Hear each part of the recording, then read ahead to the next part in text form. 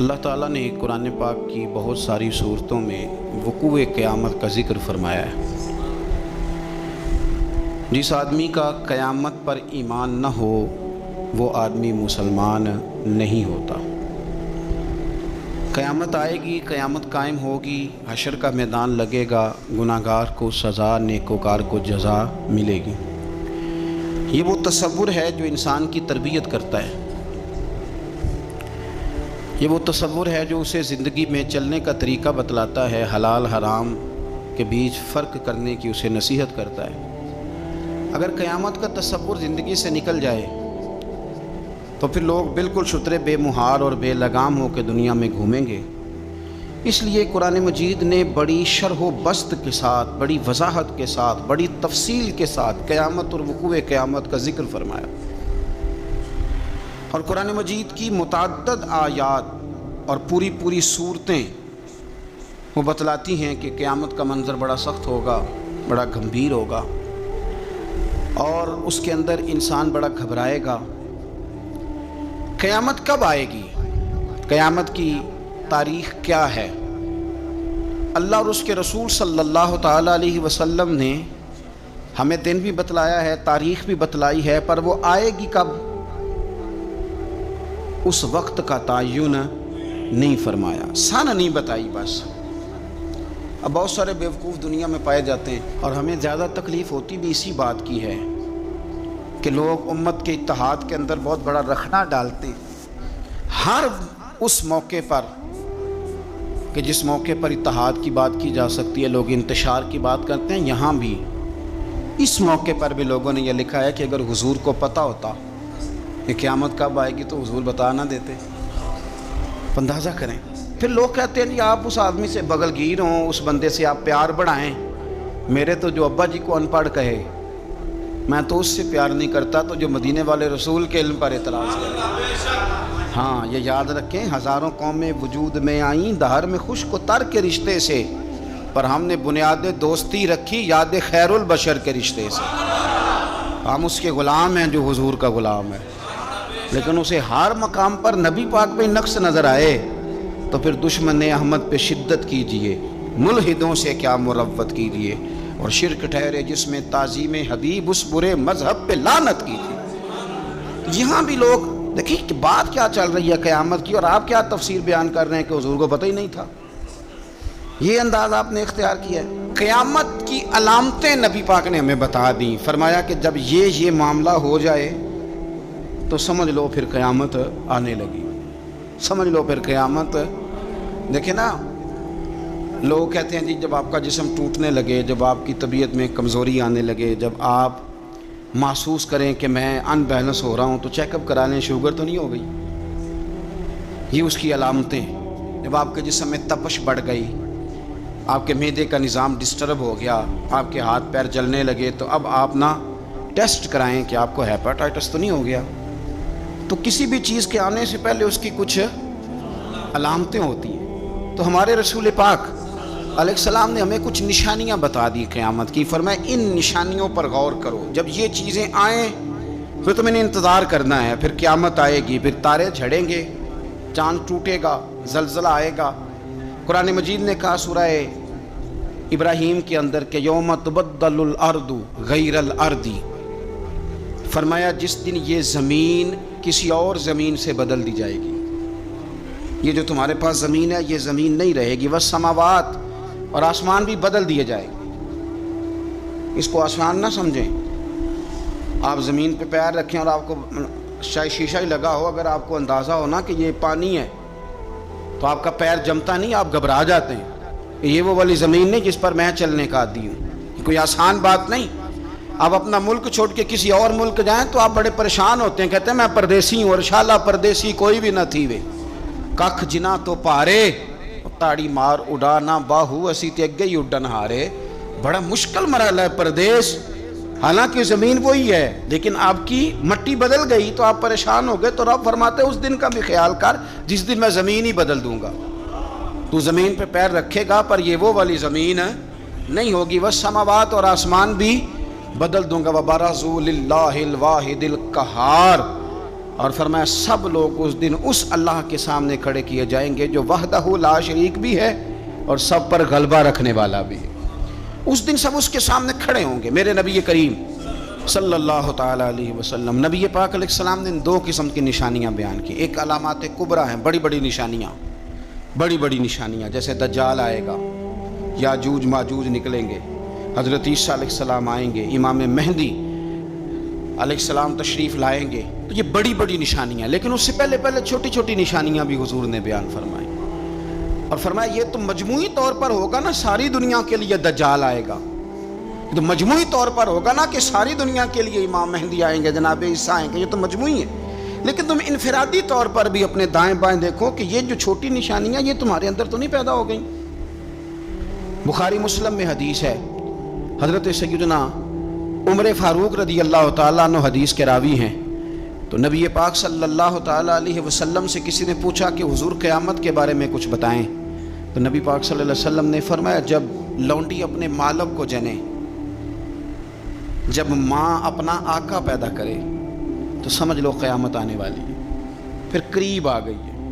ماں جب اپنا آقا پیدا کرے، مانا کیا کہ جب بچے اتنے نافرمان ہو جائیں کہ ماں پہ حکم چلائیں، اولاد ماں کو حکم سنائے، حکم اماں زیادہ باتیں نہ کیا کر، اماں تو بھی تھوڑا صبر کر، حوصلہ کر. جب بچے ماں باپ کو باتیں سنائیں، حکم چلائیں، چونکہ بیٹا کماتا ہے تو وہ اپنے ابا جی کو کہتا ہے کہ ابا جی اب آپ ٹھہرے، آپ کو نہیں پتا، اب میرے ہاتھ میں سارا کچھ ہے. فرمایا جس دن تم یہ دیکھو کہ لونڈی نے آقا جنا ہے، ماں نے بیٹا نہیں پیدا کیا، اپنا سردار پیدا کر بیٹھی ہے، تو پھر تم اس دن یہ نہ کہنا بے سکونی ہو گئی، بدامنی ہو گئی، بلکہ اس دن سمجھ لینا کہ قیامت آنے لگی. بچے مسلط کریں، آپ یقین کریں بچے مسلط کرتے ہیں، بچے منوا لیتے ہیں اپنا آپ، بڑے نادان ہیں، اپنی جان پہ ظلم کرتے ہیں. اور میں نوجوانوں کو ایک بات عرض کروں، ماں باپ کی بات ماننے کا نام ان کی خدمت نہیں، ان کو خرچہ دینے کا نام خدمت نہیں، بلکہ پتہ ہے رسول کریم علیہ السلام نے کیا فرمایا؟ فرمایا رضا اللہ فی رضا الوالد. تو سمجھ جا کہ تیرا والد راضی کس بات میں ہوتا ہے. اگر تو اس بات کو پا گیا، تو اس کی رضا کو اگر پا گیا تو پھر تیرا اللہ بھی راضی ہو گیا. تو یہ غور کر کے والد گرامی راضی کس بات، ان کی رضا، ماں کی رضا. یار تو یار بچوں سے چھوڑے جاتے ابے کے کہنے پر، 2 دوست نہیں چھوڑے جاتے، والا ابا کہتے ہیں ان کے ساتھ نہ بیٹھا کر، کہتے ابا جی یہ تو اچھے بنے ہیں. اس کی رضا کو پا جا، اس کی طبیعت کو پرکھ، تو محسوس کر کے یہ راضی کس بات میں ہوتے ہیں. تو ماں باپ کی رضا میں راضی ہو جا، تیرا رب بھی تجھ سے راضی ہو جائے گا. تو حضور نے فرمایا جب تم دیکھو نا، جب تم دیکھو کہ لونڈی نے آقا جنا ہے تو پھر تم قیامت کا انتظار کرو. اور میرے رسول پاک علیہ السلام نے دوسری علامت بیان کی، یہ بخاری مسلم میں بھی ہے، مشکات کتاب الایمان میں بھی ہے. حضور صلی اللہ علیہ وسلم فرمانے لگے جب تم دیکھو کہ ننگے پاؤں، ننگے بدن والے محتاج لوگ، بکریاں چرانے والے، ننگے بدن والے، ننگے پیروں والے، یعنی جن کے پاس پہننے کو کپڑا نہیں تھا، پہننے کو جوتا نہیں تھا، بکریاں چرا کے گزارا کرتے تھے، وہ جب محلات پر فخر کرنے لگے، جو بڑی بڑی کوٹھیوں میں رہنے لگے، تو پھر سمجھ لو قیامت آ گئی ہے. رکشہ چلانے والے کا بیٹا جب وزیر بنے اور اس سے پوچھا جائے کہ کروڑوں روپیہ کہاں سے آیا، تو وہ کہو میرے تو پرائز بانڈ ہی بڑے نکلے ہیں، میں جو بھی خریدتا تھا نکل آتا تھا، جو بھی خریدتا تھا نکل آتا تھا. جب کھربوں پتی آدمی سے پوچھا جائے کہ اتنا پیسہ کدھر سے ہے، تو کہ بھینسیں رکھی تھی، وہ بھینسوں سے پرافٹ ہوا ہے. ہم اللہ کے فضل پر معاذ اللہ کسی قسم کا کلام نہیں کرتے، لیکن میرے رسول پاک علیہ السلام نے فرمایا کل تک جس کے پاس جوتا نہیں تھا، پہننے کو کپڑا نہیں تھا، جب وہ محلات پر فخر کرنے لگے اور یہ بتانا اس کے لیے مشکل ہو جائے کہ میری کروڑوں اربوں کی جائیداد کہاں سے آئی، قوم کو لوٹ کر جب لوگ بڑے بڑے محلات پر فخر کریں، تو حضور نے فرمایا پھر یہ نہ سمجھنا ہماری معیشت خراب ہو گئی، یا پھر انتظار کرنا پھر قیامت آئے گی، پھر تم نے قیامت کا انتظار کرنا ہے، قیامت آئے گی. حدیث سنیے نبی کریم صلی اللہ تعالی علیہ وسلم. یہ آپ نے علامتیں محسوس کرنی ہیں، یہ بخاری مسلم کی حدیث ہے. ایک شخص نے نبی پاک صلی اللہ تعالی علیہ وسلم سے پوچھا کہ یا رسول اللہ صلی اللہ علیہ وسلم مجھے قیامت کے بارے میں کچھ بتائیں. حضرت ابو ہریرہ رضی اللہ تعالیٰ عنہ فرماتے ہیں کہ حضور پہلے ہی قیامت کے بارے میں گفتگو کر رہے تھے. اس نے پوچھا کہ یا رسول اللہ قیامت آخر آئے گی کب؟ اللہ کے حبیب علیہ السلام نے اس کو بھی بتایا، ایک تیسری علامت بیان کی. حضور فرمانے لگے جب امانت کو ضائع کیا جائے تو قیامت آ جائے گی. اب ذرا وضاحت دیکھیے میرے نبی کریم کی. جب امانت کو ضائع کیا جائے گا تو قیامت آ جائے گی، قیامت آئے گی. تو اس نے فوراً عرض کی حضور امانت کب ضائع کی جائے گی؟ حضور امانت کب ضائع کی جائے گی؟ تو نبی پاک صلی اللہ علیہ وسلم نے فرمایا جب امانت نااہل کے سپرد کر دی جائے، جب کرسی پہ وہ بندہ بٹھا دیا جائے جو اس کا اہل نہیں ہے تو قیامت آئے گی. جب کرسی پر نااہل آدمی بیٹھتا ہے، نااہل، تو پھر میرے نبی پاک نے فرمایا پھر قیامت آتی ہے. آپ اس کو چھوٹا نہ سمجھیں. ہمیں تو بس اتنا پتہ ہے کہ بندہ میری برادری کا تو میں نے ووٹ دینا ہے، ہمیں تو اتنا پتہ ہے کہ بندہ میری پارٹی کا تو میں نے ووٹ دینا ہے. نااہلوں کے سپرد کر دیا سارا کچھ، انہیں خبر ہی نہیں تھی، اس قابل ہی نہیں تھے. حضرت ابو ذر غفاری رضی اللہ تعالیٰ عنہ وہ خوبصورت صحابی ہیں کہ جن کے تقوی کی گواہی حضرت عثمان غنی جیسے لوگ دیا کرتے تھے کہ یہ نیک اور پرہیزگار بندہ ہے. اتنے شاندار حضرت ابو ذر غفاری، اتنے بڑے آدمی. انہوں نے عرض کیا یا رسول اللہ صلی اللہ علیہ وسلم فلانے صوبے کا گورنر ٹھیک نہیں، تو آپ اس طرح کریں مجھے گورنر بنا دیں اس صوبے کا. تو نبی پاک علیہ السلام نے فرمایا ابو ذر تو نیک آدمی ہے، تو نفیس آدمی ہے، تو اچھا آدمی ہے، تو پرہیزگار ہے، لیکن حضور علیہ السلام فرمانے لگے تو گورنری کے قابل نہیں. یہ ایک بہت بڑی امانت ہے، بہت بڑی ذمہ داری ہے، تو اس ذمہ داری کو اٹھانے کی طاقت نہیں رکھتا، اس قابل تو نہیں ہے. محبت اور چیز کا نام ہے، قابلیت یہ بھی ہو سکتا ہے کہ کوئی آدمی کسی چیز سے مخلص ہو لیکن اس کی قابلیت نہ رکھتا ہو. قابل آدمی کو آپ بٹھائیں گے. مخلص ہونا اور ہے، قابل ہونا. ایک آدمی آپ سے بڑا پیار کرتا ہے پر وہ ڈاکٹر نہیں، تو دوائی اس سے لیں گے کہ ڈاکٹر سے لیں گے؟ تو آپ کہیں ڈاکٹر تو میرا واقف ہی نہیں، میں نے تو یہ پیار بڑا کرتا ہے دوائی اسی سے لینی ہے. بھئی محبت اور چیز ہے، قابلیت ہم نااہلوں کے سپرد مانتے کرتے ہیں، یہ مان جانا چاہیے ہمیں. مولا رومی نے ایک بڑی خوبصورت بات لکھی ہے، بڑی خوبصورت. اور فرماتے ہیں ایک بادشاہ نے باز رکھا ہوا تھا، باز بڑا تنگ تھا بادشاہ سے. تو باز جو ہوتا ہے نا اس کے ناخن بڑے ہوتے ہیں، اس کے پر بھی بڑے ہوتے ہیں، اس لیے کہ اس نے پنجوں کے ساتھ اپنا شکار پکڑنا ہوتا ہے، پروں کے ساتھ پکڑنا ہوتا ہے. تو اس کے ناخن بھی بڑے بڑے تھے، پر بھی بڑے بڑے تھے، پر وہ بادشاہ سے تنگ بڑا تھا کہ یہ جو ہے اس نے مجھے قید کیا ہوا ہے. ایک دن پنجرا کھلا تھا تو باز اڑ گیا، ایک بوڑھی اماں کے گھر چلا گیا. بوڑھی نے بڑا پیار کیا، پہلے تو تھپکی دی، پھر چوری کھلائی، پھر بڑی محبت کری. باز اس سے بڑا راضی ہوا، اس نے کہا یہ اماں ٹھیک ہے، قید تو نہیں نہ کرتی، چوریاں بھی کھلاتی ہے، پیار بھی بڑا کرتی ہے. تو اماں ایک دن کہنے لگی کتنا بیوقوف تھا بادشاہ جس کے پاس تو رہتا تھا، تیرے نہ کبھی ناخن کاٹے نہ تیرے بال کاٹے. اس نے اس طرح پکڑا، پہلے اس کے ناخن اتارے، بڑا چیخا، بڑا چلایا کہ میرا تو کمال ہی میرے ناخنوں میں ہے. انہیں کاٹ ڈالے، پھر اس نے کینچی لی اور اس کے پر کاٹے، کیونکہ دیکھو کتنا برا حال کیا ہوا ہے. اب وہ نہ شکار پکڑنے کے قابل رہا نہ اڑنے کے قابل رہا. حالانکہ اماں نے کیا پیار ہی ہے، لیکن وہ پیار کر سکتی تھی، باز رکھ سکتی. اس کو رکھنے کے لیے کچھ صلاحیتیں، کچھ خوبیاں چاہیے. بادشاہ ڈھونڈتے ڈھونڈتے اس کے گھر آگے آ کے دیکھا تو اس کا برا حال ہے. اس کے قریب آیا تو وہ باز رونے لگا، تو کہنے لگا مجھے واپس لے چل، تیری قید ہی مجھے اچھی ہے. تو اس نے کہا تو یہاں کیوں پڑا؟ کہنے لگا یہ پیار بڑا کرتی تھی لیکن اسے پیار کرنا آتا ہے پر باز رکھنا نہیں آتا. جو باز رکھنے کا انداز ہے وہ اور ہے، پیار کرنے کا رنگ اور ہے.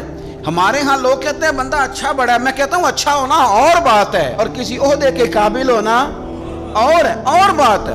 تو جب نااہل کے ذمے کام لگائے جاتے ہیں تو پھر کیا ہوتا ہے؟ پھر قیامت آتی ہے. نااہلوں کے ذمے 6 نشانیاں حضور نے اور بیان کی بخاری مسلم میں. نبی پاک صلی اللہ تعالیٰ علیہ وسلم نے فرمایا جب علم اٹھا لیا جائے گا اور جہالت کی کثرت ہو جائے گی. اور تیسرا فرمایا جب زنا کاری بہت زیادہ ہونے لگے گی. چوتھے نمبر پہ فرمایا جب شراب عام ہو جائے گی. اور 5ویں نمبر پر فرمایا جب مردوں کی تعداد کم ہو جائے اور عورتوں کی زیادہ ہو جائے. اور 6 نمبر پہ فرمایا جب تم دیکھو کہ 50 عورتوں کی سرپرستی کرنے والا ایک مرد ہے، ان کی نگہبانی کرنے والا ایک ہے، ایک مرد ہے 50 عورتیں. جب یہ 6 علامتیں آئیں تو سمجھ لو قیامت آنے والی. علم اٹھا لیا جائے. علم کیسے اٹھتا ہے؟ علماء جب چلے جاتے ہیں اور پیچھے نئے علماء تیار نہیں ہوتے تو پھر علم اٹھ جاتا ہے۔ بہت سارے ضلعوں کے ضلع ایسے ہیں جہاں عالم نہیں ملتا، سکا آدمی نہیں ملتا، ضلعوں کے ضلع۔ ہمیں شوق ہی نہیں کہ ہمارا بچہ عالم بنے، ہمارا مزاج ہی نہیں، اور علم کی بات ہم سنتے بھی نہیں، نہ ان لوگوں کے قریب بیٹھنا، ان سے کچھ لینا ہمارا مزاج ہوتا ہے۔ جو علم کے معاملے میں رسوخ رکھتے ہیں ہمارا مزاج نہیں۔ علم اٹھتا جا رہا ہے۔ آپ یقین کریں کہ فتویٰ لینے کے لیے سکا آدمی نہیں ملتا، اور ہم اپنے بچوں کو اس فیلڈ میں لانے کو تیار نہیں۔ میرے حضور نے فرمایا جب زنا بڑھنے لگے، کیسے کہوں کہ عالمی اعداد و شمار کہتے ہیں پاکستان میں زنا تیزی سے سستا ہوتا جا رہا ہے، زنا کرنا آسان ہو رہا ہے، شرابیں فخر کے طور پر پی جاتی ہیں۔ وہ کہتے ہیں جی یہ چودھریوں کی شادی ہے، وڈیروں کی شادی ہے، اس پہ شراب نہ آئے تو شادی کیسے آگے بڑھے گی؟ یاد رکھیں، ہمارے صوفیاء کہتے ہیں، بزرگ کہتے ہیں کہ شراب پیشاب سے بھی زیادہ پلید چیز کا نام ہے، اس سے بھی زیادہ پلید ہے یہ۔ تو اپنے تصورات کو سمجھیں۔ جب عام ہو جائے یہ کام، عام،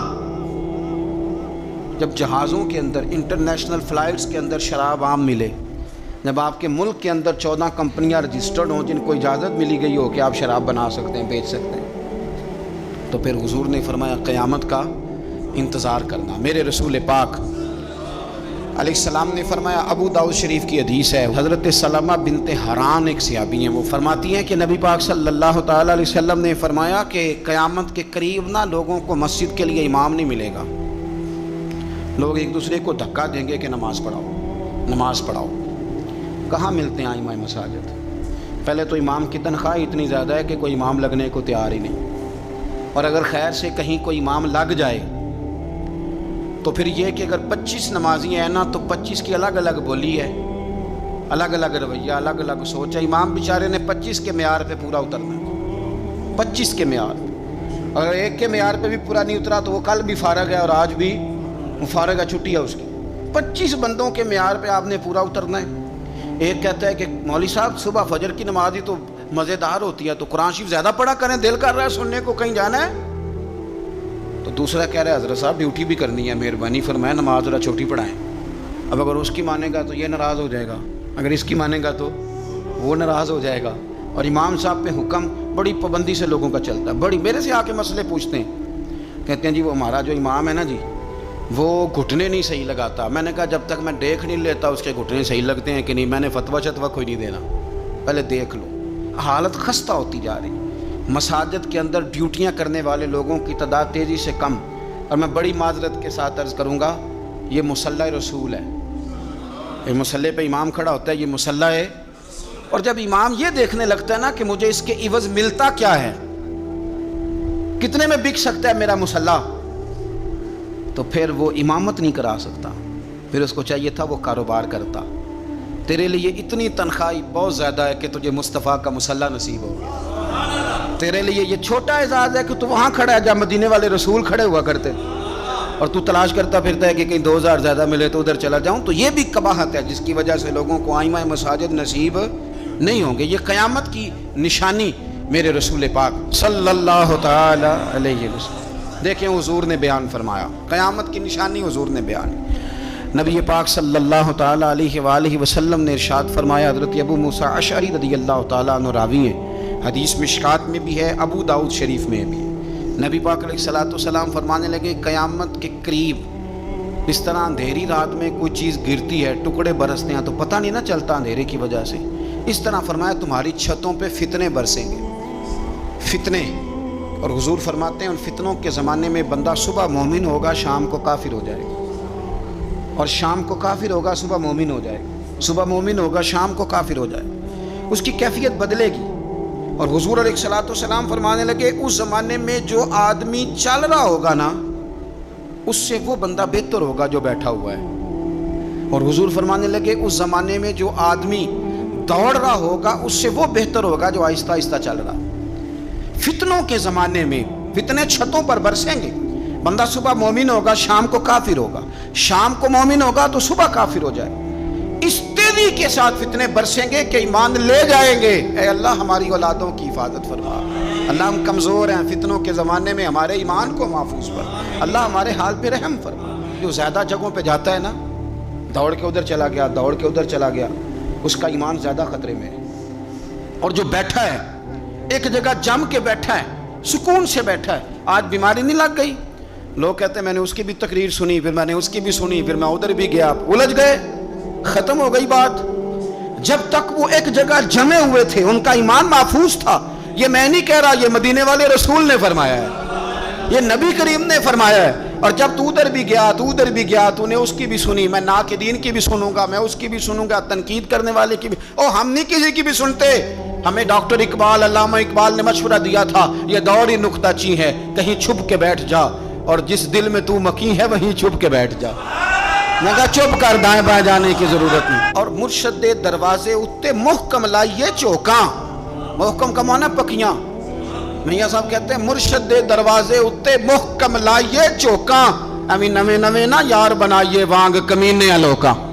یہ تو کبھی ادھر نکل جاتا ہے، کبھی ادھر نکل جاتا ہے، تیرا ٹھکانا ہی کوئی نہیں۔ تجھے تیرے رسول کریم نے فرمایا ہے اگر بچنا ہے تو کہیں جم کے بیٹھ جا، ہاں اگر بچنا ہے تو کہیں جم کے بیٹھ جا، جم کے بیٹھ جا، پھر دیکھ تیرے لیے۔ میاں صاحب کہا کرتے تھے، میاں صاحب فرمایا کرتے تھے در مرشد دا چھوڑی نہیں۔ یہ میں کسی پیر کے لیے یا اپنے لیے نہیں پڑھ رہا، یہ آپ سمجھ لیں مرشد کامل کے لیے پڑھ رہا ہوں۔ وہ کہتے تھے در مرشد دا چھوڑی نہیں تے ہو جاویں گا روگی، تے جیڑی بکری اجڑوں وچھڑی یو بگیاڑاں جوگی۔ جیڑی بڑے بڑے بگیاڑ بیٹھے، بڑے بڑی لمبی چوڑی حدیثیں سنا کے باتیں، بڑے بڑے بگیاڑ، تو کسی کے قابو آ جائے گا، تیرے اندر طاقت نہیں بچنے کی، تو بس کر، یہ دور نکتہ چی ہے، تو کہیں چھپ کے بیٹھ جا، اور جس دل میں تو مکی ہے وہیں چھپ۔ 23 سال ہو گئے تھے بابا فرید الدین گنج شکر کو خواجہ قطب الدین کے پاس رہتے ہوئے۔ تو ایک شخص، یار اس رنگ کو، یہ ایک مزہ ہے، یہ جو ساری دنیا دیکھنے کا چسکا ہے نا، اور ساری یہ خراب کر دے گا۔ 23 سال ہو گئے، تو خواجہ قطب الدین صاحب کی خدمت میں کسی نے، کو بندہ آیا دلی میں، تو اس نے آ کے بابا فرید سے پوچھا فلانے محلے جانا ہے، تو آپ فرمانے لگے مجھے نہیں پتا۔ تو وہ کہنے لگا آپ بھی نئے آئے ہیں؟ فرمایا نہیں 23 سال ہو گئے۔ تو اس نے کہا پھر آپ کو پتہ ہی نہیں؟ تو فرمانے لگے 2 گلیوں کا پتہ ہے، ایک جو مرشد کے گھر جاتی ہے، دوسری جو واپس آتی ہے۔ مرشد دے دروازے اتے محکم لائیے چوکاں، ایویں نویں نویں نہ یار بنائیے وانگ کمی۔ تو اگر فتنوں سے بچنا ہے تو آپ جم کے شریعت پر، دین پر اچھے طریقے، فتنوں سے بچیں، نئی نئی کہانیاں سننے سے بچیں۔ یہ جو نئے لوگ آ جاتے ہیں نا نیا میک اپ کر کے کہ ہم اصل چیز لے کے آئے، اصل نہ بھائی، اصل وہی تھا جو داتا علی اجویری لے کے آئے تھے، اصل وہی ہے جو معین الملت والدین عطائے رسول خواجہ معین الدین چشتی لے کے آئے، اصل وہی ہے جو حضرت بہاءالحق نقشبند بخاری نے بتایا، اصل وہی ہے جو شیخ شہاب الدین سہروردی نے بتایا، اصل وہی ہے جس کی تبلیغ غوث اعظم جیلانی نے فرمائی، جنہوں نے اپنی محبت کے ساتھ لوگوں کو دین کے اندر لا کر کے لوگوں کی روحوں تک مذہب اتارا۔ تو فتنوں کے زمانہ، یہ قرب قیامت کا زمانہ ہوگا، بھانت بھانت کی بولیاں، نئی نئی کہانیاں، ہمیں کیا لگے ان کہانیوں سے، ہم نے تو یہ بات سمجھ لی ہے، یہ بات ہمارے دل میں بیٹھ گئی ہے کہ بعد از خدا بزرگ توئی قصہ مختصر، اس پر جمے رہیں، اس پر قائم رہیں، اسی پر اللہ کی بارگاہ سے خاتمہ بالخیر مانگیں۔